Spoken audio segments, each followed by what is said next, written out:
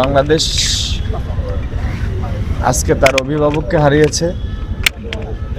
একটি পরিবারের অভিভাবক যখন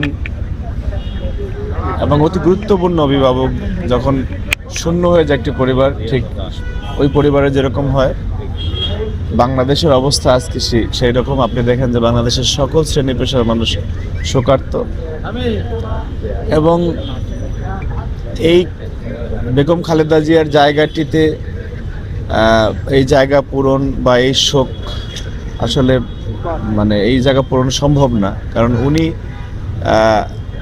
আমরা দেখেছি যে অনেকে আমাদের বাংলাদেশে যেটি হয় যে অনেক রাজনৈতিক নেতৃবৃন্দ মারা যাওয়ার পরে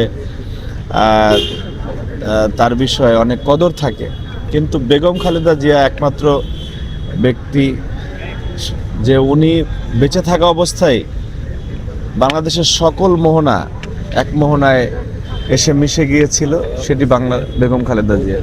উনি গত নভেম্বরে যখন গুরুতর অসুস্থ হয়ে এখানে আসলেন এভার কেয়ারে, সেই সময় আমরা দেখেছি যে বাংলাদেশের সকল রাজনৈতিক দলের নেতৃবৃন্দ যার যার জায়গা থেকে বেগম খালেদা জিয়ার সুস্থতার জন্য মহান রবের কাছে দোয়া করেছেন।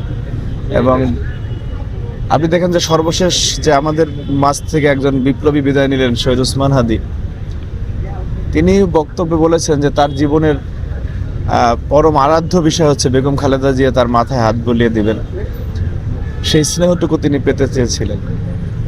সুতরাং প্রত্যেকটি দলের নেতাকর্মীরা, শুধুমাত্র যারা বাংলাদেশ বিরোধী তাছাড়া যারা বাংলাদেশপন্থী রাজনীতি করে, প্রত্যেকটি দলের নেতাকর্মীর কাছে আদর্শ ছিলেন বেগম খালেদা জিয়া। আমরা বেগম খালেদা জিয়ার গাড়ির পাশে দৌড়ানো, বেগম খালেদা জিয়াকে নিয়ে স্লোগান দেয়া, বেগম খালেদা জিয়া আমরা যে বলতাম, আমরা বিশেষ করে আমরা ছাত্র দলের নেতাকর্মীরা যে নেত্রী আছে, সাথে সাথে সমস্যার আমাদের সহযোদ্ধারা বলতো যে আছে। এবং এই যে স্লোগান ধরা আমাদের অনেক সময় গলা ভেঙে যেত, আবার ঠিক হতো, আবার স্লোগান ধরতাম খালেদা জিয়াকে নিয়ে। সুতরাং আজকে সেই স্লোগানটি অতীত হয়ে যাচ্ছে যে নেত্রী নেই।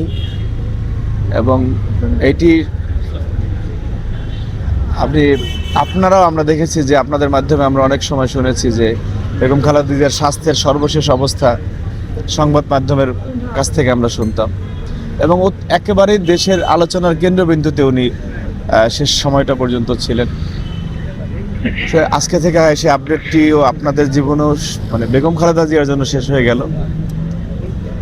শুধু আমরা সবাই একটি দোয়া করব, এবং যদি আমরা বেগম খালেদা জিয়াকে সত্যিকার অর্থে ভালোবেসে থাকি, তিনি যে আদর্শ রেখে গিয়েছেন এবং উনি জেনুইনলি একটি আদর্শ রেখে গিয়েছেন, সেটি হচ্ছে যে বাংলাদেশের প্রশ্নে তোমরা কখনো আপোষ করো না।